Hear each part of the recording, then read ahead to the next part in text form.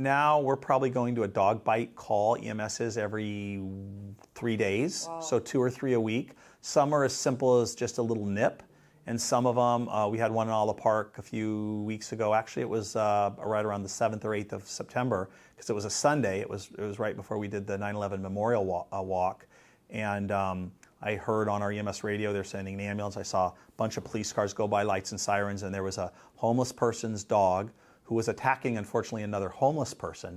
And it could have killed her. She was mauled, devastating injuries, life-changing injuries.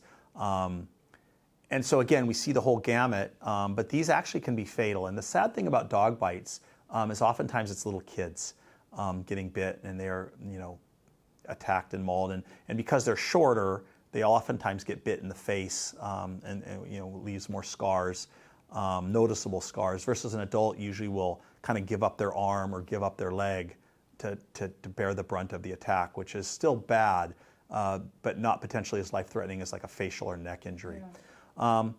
People see a dangerous dog, they should call 911, and the police will come out, animal control will come out. The police did a great job in Alla Park of kind of corralling and capturing the dog that was the offender in Alla Park. But it's a challenge for really everybody who owns dogs, whether it's in the neighborhood, they escape from the yard, especially unsocialized dogs that will bite people or other dogs. But in the homeless community, that's whole another thing, because they're occupying public spaces, sidewalks, parks, beaches, and they have these dogs that may be dangerous. And so that's a kind of a heightened concern, I think, for us. The other thing is I feel sorry and empathize with the homeless, because they make that dog their friend, their pet, their companion. So I get that part. But also I understand that if you can't even take care of yourself, maybe you shouldn't have a dog, or certainly not like 8 dogs, because a lot of times they have a bunch. I do like to see when the homeless have like a tiny dog, like a little guy, 5-10 pounds, not going to really hurt anybody else, true companion.